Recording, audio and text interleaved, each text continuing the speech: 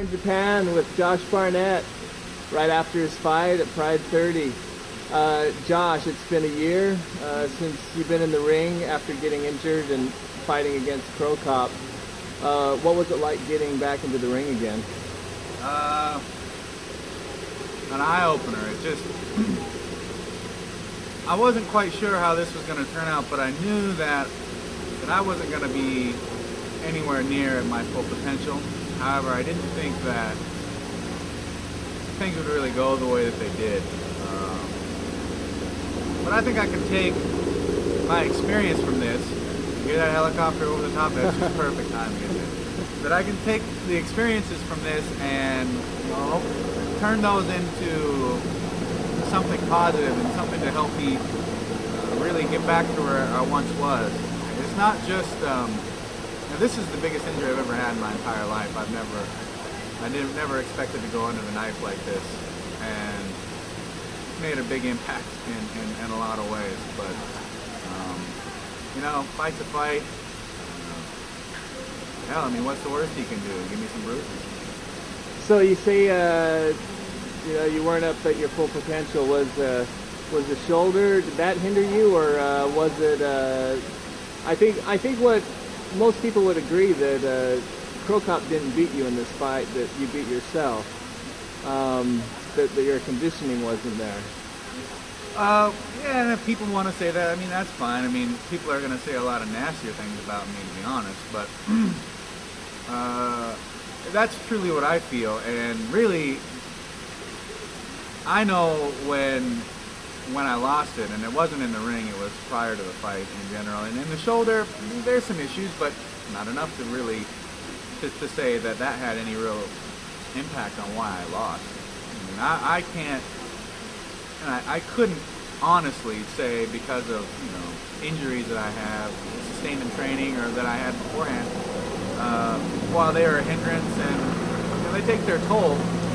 I know that I could have found a better way around it. I could have compensated for that. I could have done something to make it a non-factor. And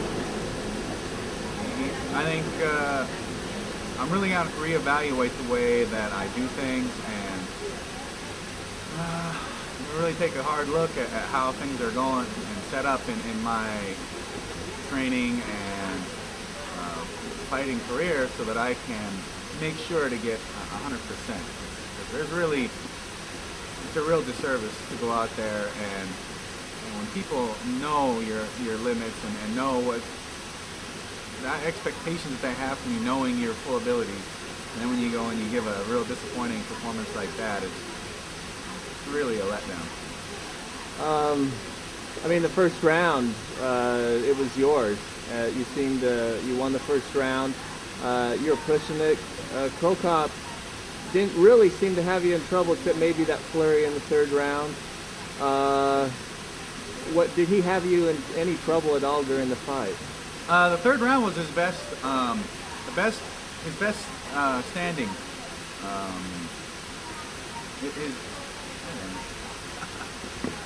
That was his best attempt on the feet, and I never got a flash or a buzz or KO'd or anything like that.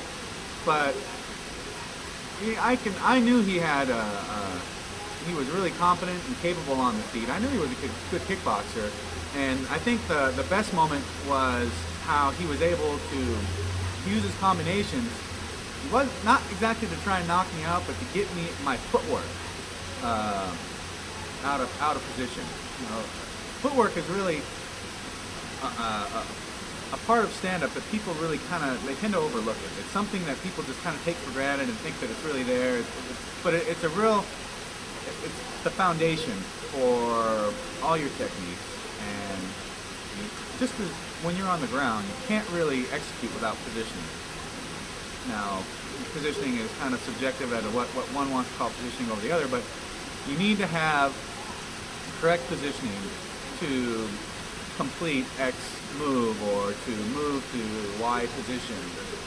That's pretty much a given, and I think that anybody that grapples understands that.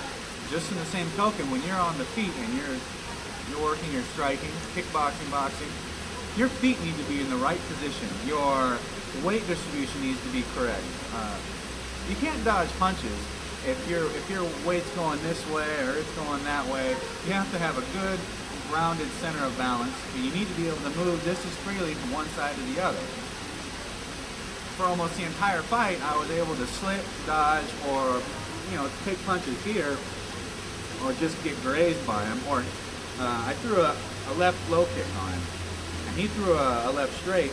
But when he threw it, I had my body out of position so that I was willing to get him to come forward with that punch just so I could land that low kick. And he hit me, but it was way at the end of his reach with it, so it didn't have anything on it. It's things like that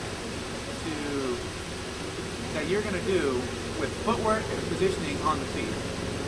And the worst thing that can happen is you get out of position with your feet.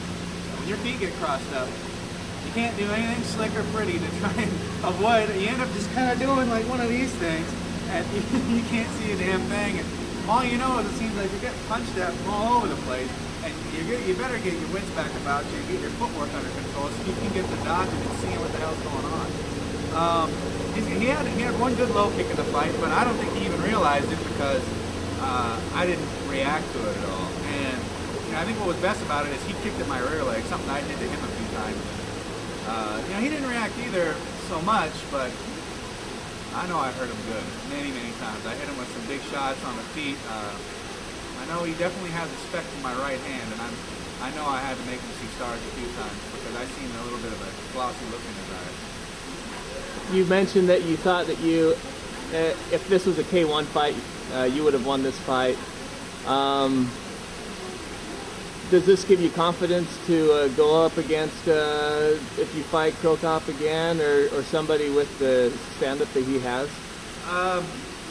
Not so much, but the confidence is really going to come mostly from preparation. And where I'm going to get confidence is where I know that I'm firing on all 8 cylinders. You need your mind and your body to be working as one, and when your your fight vision sees opportunities that you know are there, but you can't get your body to take them, that's it's almost like committing suicide where you're just sitting around and you're not. It's like a car that doesn't drive straight. I mean, that's dangerous. Nobody would want to do that because you figure you're going to get in a car wreck, you're going to die, you're going to kill somebody. You don't really have control over what's going on. And it's the same when you're in the ring, and some people might refer to it as ring rust, although I didn't quite feel rusty. It just seemed as though, I don't know, it seemed as though I just couldn't put everything together, and the muscle fatigue that set in was crazy. Really unexpected. And was your body not ready because your shoulder hadn't healed in time for you to start training far enough in advance, or? No, my shoulder's healed. As far as the connections and everything, that's all good. It's not 100%. It doesn't have nearly the strength that it did, and I still think personally that it has. Anytime you injure something, and you got arrested, or you've had surgery, you've had something that has incapacitated that part of your body. Since you haven't been using it, the motor skills of that particular area are not going to be up to the standard that they were prior to the injury. And I still don't feel like my left hand is exactly where I want it. I used to pride myself on having a fast and accurate jab. And I used my jab a bit in the fight, but it was really, it didn't feel the same in practice. And my left hook is slower than I want it to be, and there's a lot of little things. But for this fight, it was, don't get me wrong, this was good enough to fight with, and this was certainly good enough to win this fight. But I'm going to be my worst critic, and so, especially since it's my body, I'm going to be able to find and see and tweak and know the parameters to the fullest extent of what I'm capable of, what I expect of this, and what I know I can get from it. Talking about, you made some comments yesterday that some people have been talking a lot that you might retire. Some of the things that you said and the way you said them sounded like you might retire. Are you looking at that?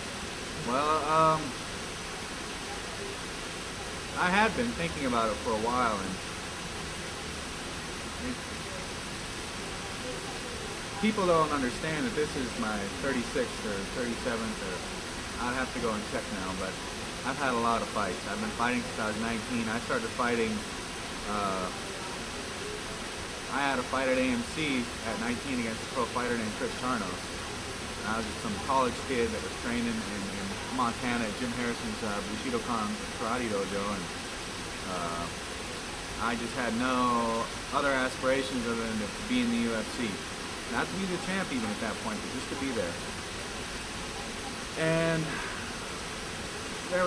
after that one fight, I went and I fought all over the place, but there were no promotions back then. There was no, there was Extreme Challenge, but how was I going to get to Iowa? I mean, there was Hook and Shoot, but how was I going to get to Indiana? There was AMC in Washington, but I was in Montana, and even when I was in Washington, that was still kind of a new area for me, and there weren't fight cards at your disposal, and so I did what anybody else used to do. I used to fight people in gyms, fight them anywhere, fight them on the grass, fight them in wherever, and I built up my record that way, fighting people all over the place. Some guys, I don't even remember their names. Sometimes we didn't even fight with any rules. I asked them how long you want to go, what do you want to do, and they didn't care. Headbutting people in the face, fighting. Although none of my fights really ever went very long.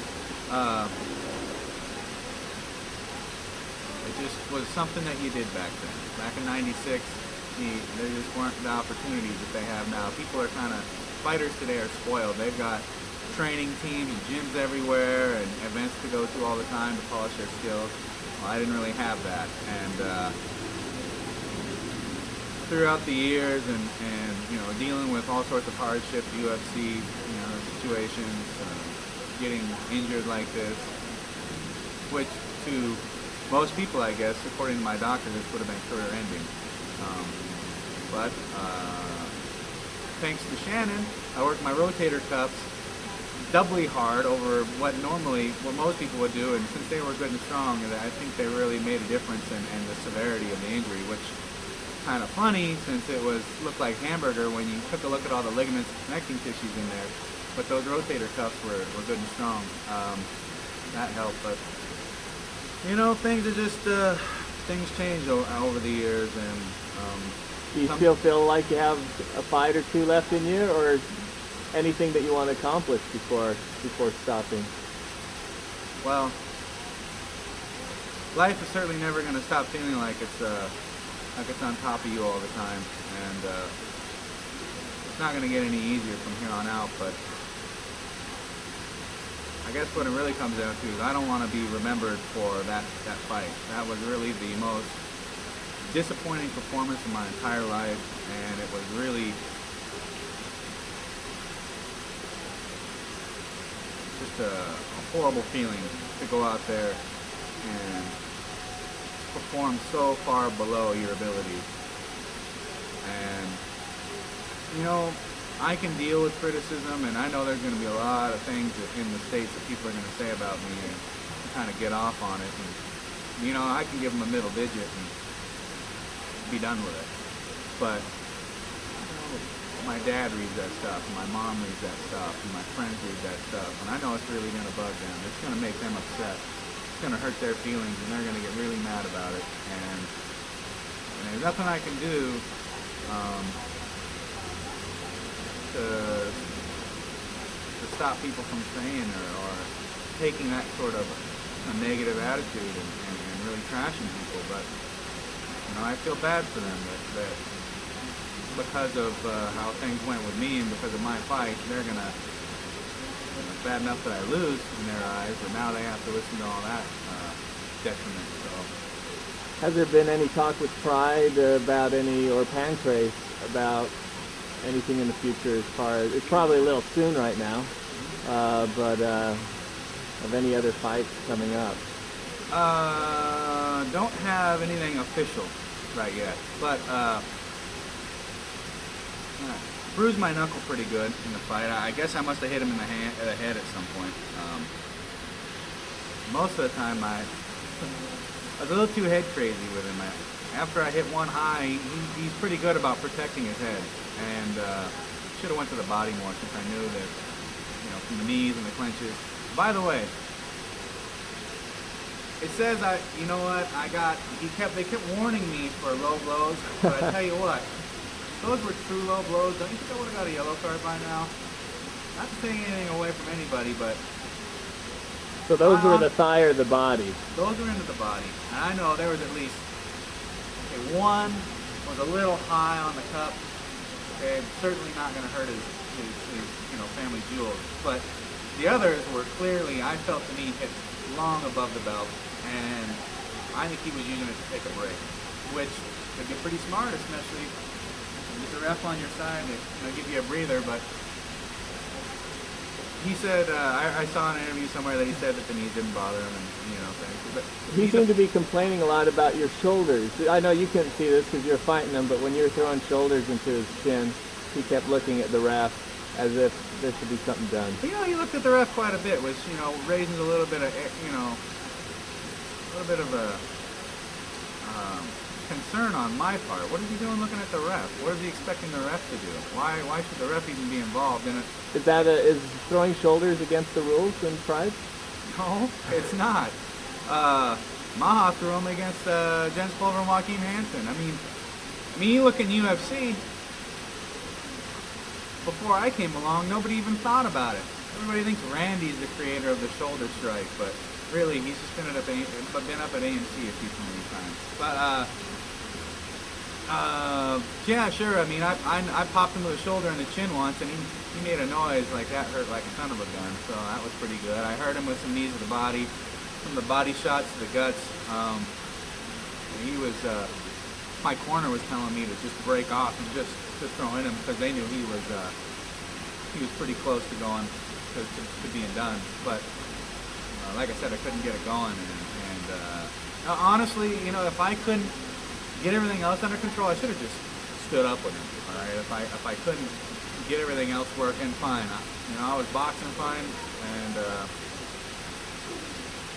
I could see what was coming before it was coming. And if it was just stand up, maybe it would have been maybe I could have knocked him out or at least damaged him enough that I could have got the decision. But allowing him to be on top of me, or standing there with my feet together, tired, trying to take a breather, and then getting tripped, that certainly wasn't helping me out at all. But it sounds like we will see you back though in the ring. It sounds like you have some other things that you want to finish before calling it. Yeah, well, like I was saying, I just can't go out like this. I can't let this be the last thing people know of me, and especially that I was so ineffective on the ground. And really, you can take the best grappler in the world, best striker in the world. You can take the best at anything, but you make them tired, you fatigue them to a point, and they're far from the best at anything. It really makes the biggest difference in the ring. It was interesting to see, not only from this fight, but from the fighting aspect, but Cro Cop himself on a personal level, he did and said some things that really surprised me. And I know where you all think I'm going with this, but when people do things because they don't do things because they have to, they just do them out of their own, for whatever their own reasons are. It's true. And Cro Cop said and did some things that he didn't have to do, and it really made me think twice about what I thought I knew about him. And perhaps, maybe for both of us, we misunderstood each other. And while neither of us is going to concede to the other about fighting, he's going to say, I never hurt him and he hurt me, and I'm going to say I kicked his ass and he never hurt me. But aside from that, I think we have a much better understanding of who we are, and I think that we're a lot closer in perhaps how we feel about this sport and maybe about being humanitarian to each other than I ever would have expected. And so one thing I know for sure that I had to let him know was there were some things on the internet that were out there that I never said. And while I didn't say anything about them prior to the fight because the more people want to talk, the better, which is hype, but there are some things out there that someone had released as according to coming straight from me over here, and I didn't say them. They were not the sort of thing not the avenue that I would go, and even with the hype or anything that I might say. I have a real thing about making things personal or taking it to a different level. I love verbal sparring. I dig it, and the people that are clever and funny with it and can really take a good twist and get a good jab in there, it's almost like playing dozens, and I think it's great. But there's like a certain area you just don't go to. You know what I mean? And kind of like, since this is for MMA Weekly, you're going to be speaking to a lot of internet guys. And it wasn't that long ago that Tim Sylvia and Evan Tanner had a bit of a disagreement over some things. And that's fine. They can talk on one another, and they can say, well, I lost respect for that guy or whatever. But Tim attacked him for being a drunk, and I thought that was really, I don't know why Tim would do that exactly, but I thought that was like a bit too far. Yeah. Personal. And I know both guys, and I obviously I'm not in their heads, so I can't exactly speak for it. But I'm not here to make enemies or